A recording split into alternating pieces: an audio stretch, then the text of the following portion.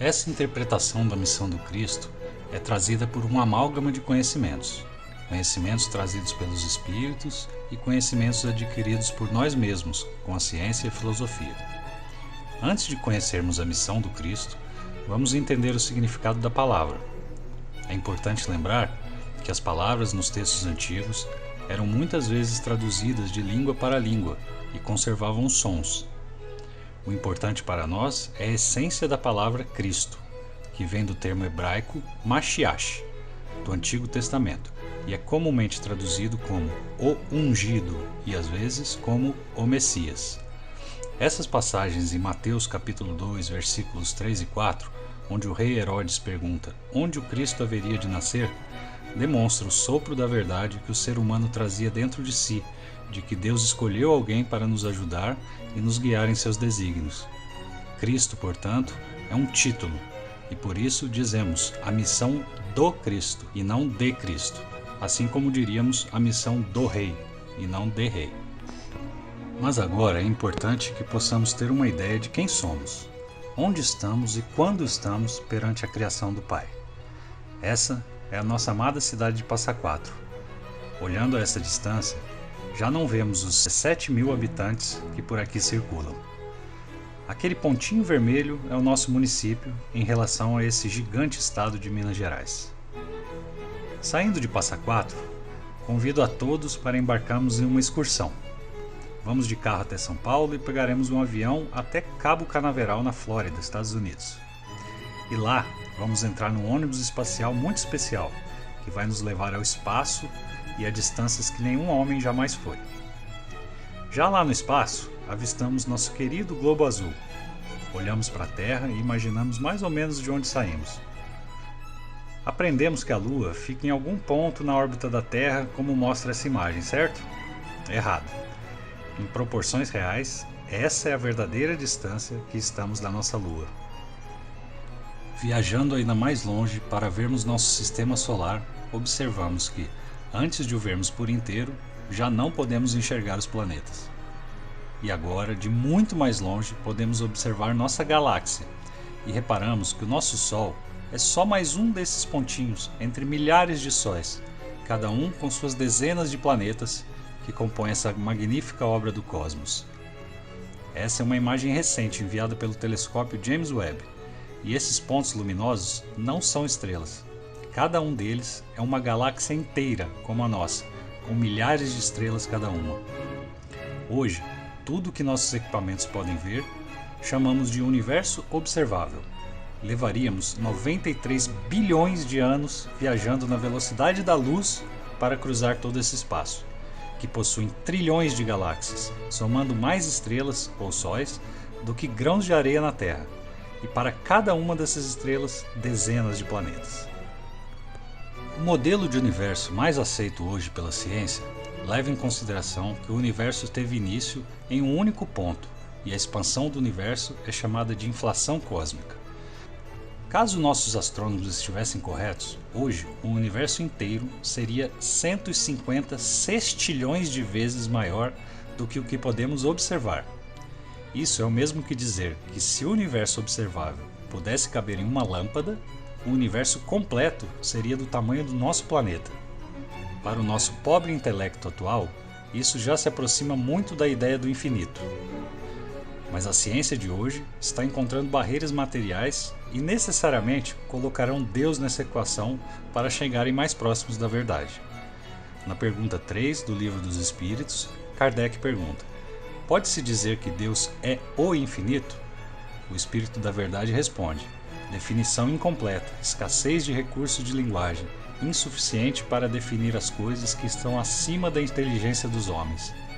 Mas outras respostas podem nos aproximar de uma ideia. Na primeira pergunta, Kardec, com cuidado para não rebaixar Deus a uma ideia humana, pergunta: que é Deus? E não quem. Deus é a inteligência suprema, causa primária de todas as coisas. É o Criador de tudo.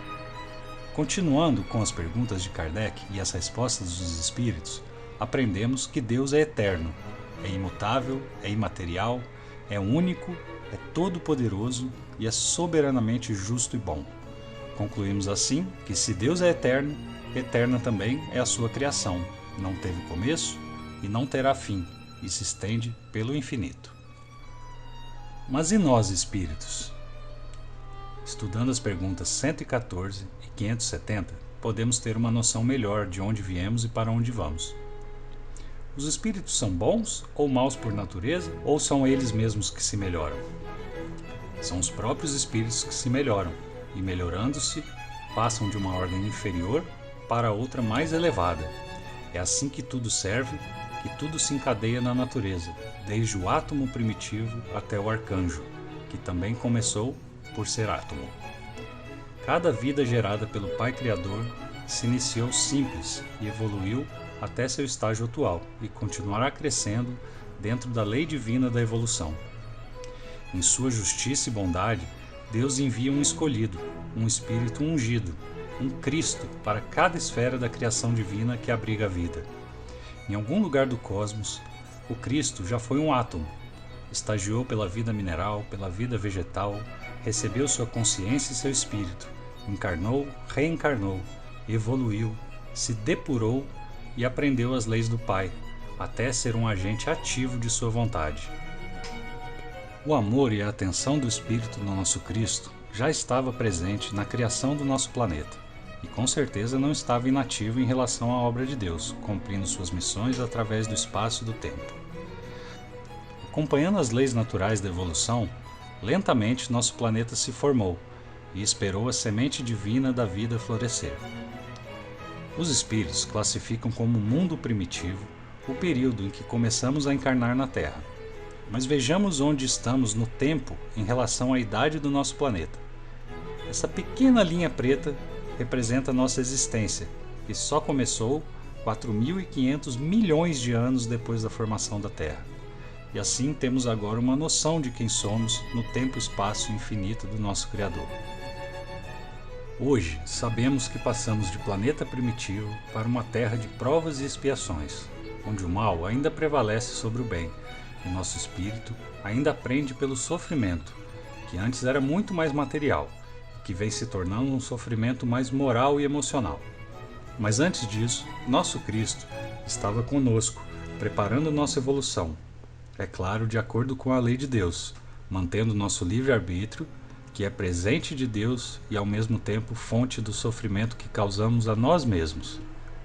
Na questão 626 do Livro dos Espíritos, perguntamos: só por Jesus, que é o nosso Cristo, foram reveladas as leis divinas e naturais? A nossa filosofia e razão já haviam respondido essa questão, que os Espíritos confirmaram. Já não dissemos que elas estão escritas por toda parte?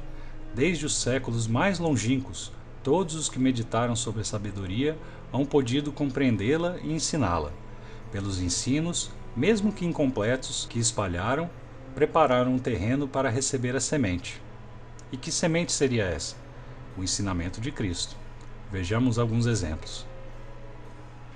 Moisés, por volta de 1280 a.C., recebeu, através de sua mediunidade, as leis na pedra, leis adequadas ao seu tempo, ainda primitivos, leis de imposição para uma humanidade, ainda em sua infância, que precisava escutar os nãos do Pai. Por volta de 400 a.C., no Oriente, Buda, inspirado pela verdade, já ensinava leis de amor ao próximo e o autoconhecimento como forma de evoluir. No mesmo período, na Grécia, os grandes filósofos Sócrates e Platão intuíam as verdades espirituais, como vemos nessa passagem. O homem é uma alma encarnada. Antes de sua encarnação, existia unida aos tipos primordiais das ideias do verdadeiro, do bem e do belo. Separa-se deles, encarnado, e recordando seu passado, é mais ou menos atormentada pelo desejo de voltar a ele.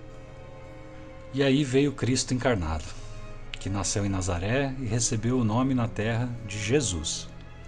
Ele veio em um tempo onde julgou que a humanidade estava agora preparada para ser encaminhada para as leis maiores, pronta para desenvolver a moral do espírito e caminhar para o bem. Ele trouxe então a boa nova em forma de parábolas, adaptadas ao seu tempo e que nos guiou pelo exemplo e pelo sacrifício. O Espírito da Verdade confirma ao ser perguntado na questão 625: qual o tipo mais perfeito que Deus tem oferecido ao homem para lhe servir de guia e modelo? E a resposta de 5 letras exprime a mais bela resposta: Jesus. Ele havia resumido as leis divinas e viveu como disse: amando o Senhor teu Deus de todo o teu coração, e de toda a tua alma, e de todo o teu pensamento, e amando o próximo como a si mesmo. Nos próximos séculos, o livre-arbítrio do homem distorceu boa parte dos ensinamentos do Cristo para resolver seus problemas materiais. A verdade sobre a reencarnação, por exemplo, aceita até então pelos primeiros cristãos, foi retirada da religião que se formava pelos caprichos do ego.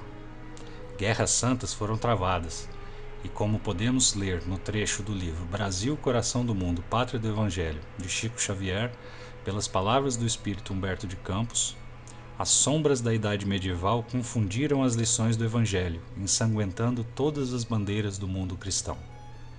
Mas Jesus nos disse, como vemos em João capítulo 16, versículo 12: eu ainda tenho muitas verdades que desejo vos dizer, mas seria demais para o vosso entendimento neste momento.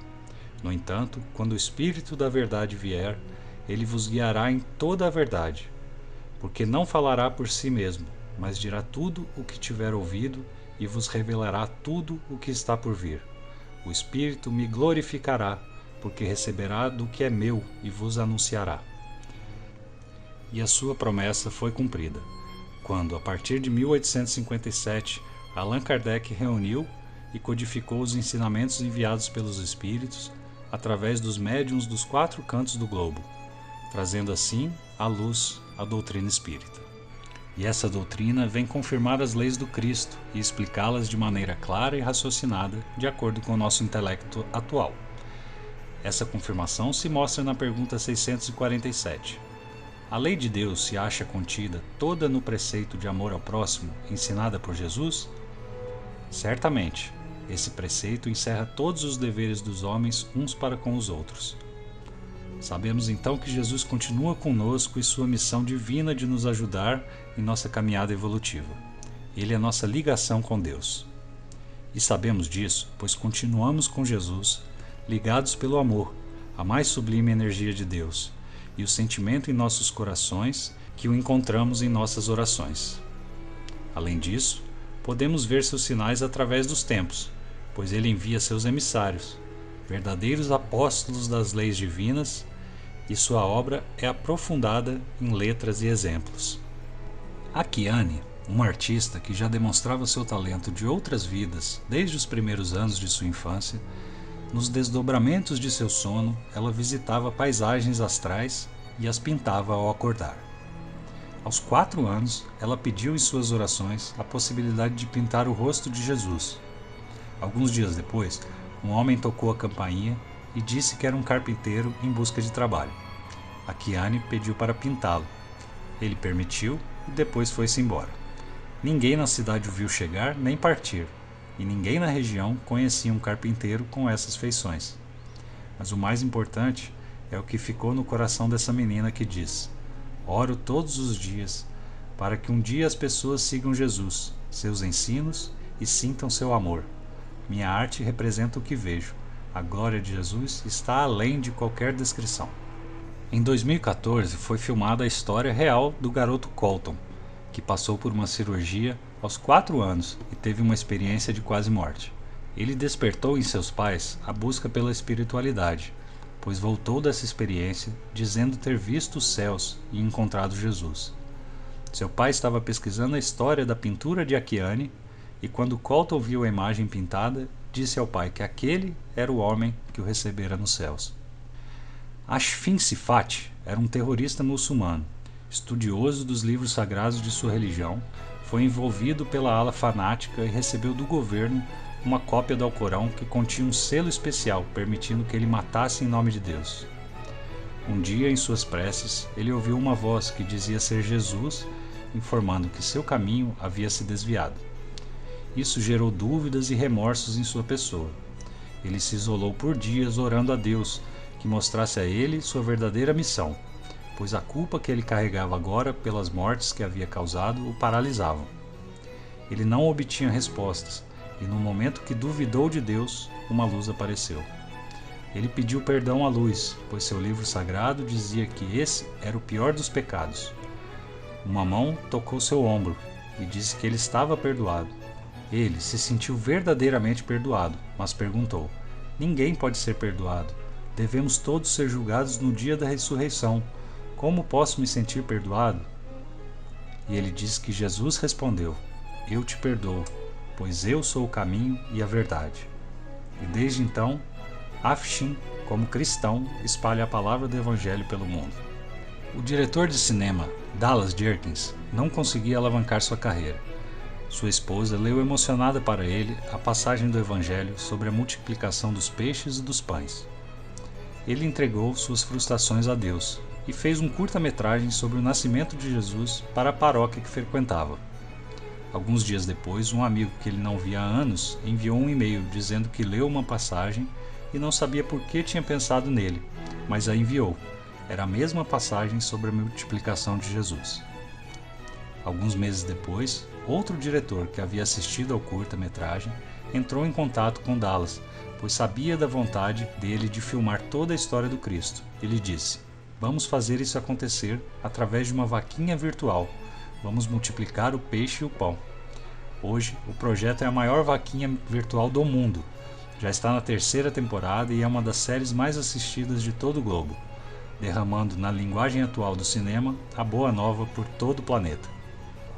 Sabemos pelo livro Brasil, Coração do Mundo, Pátria do Evangelho, de Chico Xavier, pelas palavras do Espírito Humberto de Campos, que o Brasil foi escolhido pelo Cristo para que a árvore do seu Evangelho fosse transplantada para o nosso solo, para que daqui se espalhasse pelo mundo nessa nova era de regeneração dos espíritos humanos. Alguns podem exclamar: nossa história é manchada de sangue, nosso povo é sofrido e nossos líderes corruptos. Como podemos ser a pátria do Evangelho? O próprio espírito de Ismael, escolhido por Jesus para governar o Brasil, chorou ao levar ao Cristo as informações de nossa história. Os índios morrem, os negros são escravizados, e meu coração chora. Estamos falhando. Mas Jesus vê longe, com os olhos do Pai, e diz que essa terra do cruzeiro não é o paraíso, mas o hospital do mundo, com duras encarnações que depuram o homem. Ele envia Ismael então para o umbral. Carregue minha alva bandeira que diz: Deus, Cristo e caridade, e traga todos aqueles que desejem a chance de encarnar para se depurar e viver em um mundo regenerado. E assim, aos poucos, almas encarnadas completam sua missão em solo brasileiro. Padre Anchieta cumpriu perfeitamente sua missão nos primeiros anos do Brasil, respeitando os nativos e ensinando as palavras do Senhor. E anos depois, desencarnado e com o nome de Emmanuel, foi incumbido de guiar o apóstolo Chico. Então peçamos a Ismael que possamos seguir a bandeira que carrega, Deus, Cristo e caridade, e que nossos guias possam nos inspirar a seguir e praticar a lei do Cristo, para que possamos engrossar as fileiras de Ismael em sua sagrada missão em solo brasileiro. O convite é: vamos seguir o Mestre Jesus Cristo, para que possamos evoluir no bem e termos as condições de continuarmos reencarnando no planeta que ele governa, um planeta que em breve o bem prevalecerá sobre o mal. Vamos olhar para o futuro, para termos coragem e, com o passar da eternidade, transformarmos mais uma vez a Terra, que será um mundo feliz, e mais tarde uma esfera celestial, quando seremos como o exemplo maior, quando seremos como o próprio Cristo e receberemos nossas missões divinas do próprio Deus, que não para nunca de criar. Que assim seja.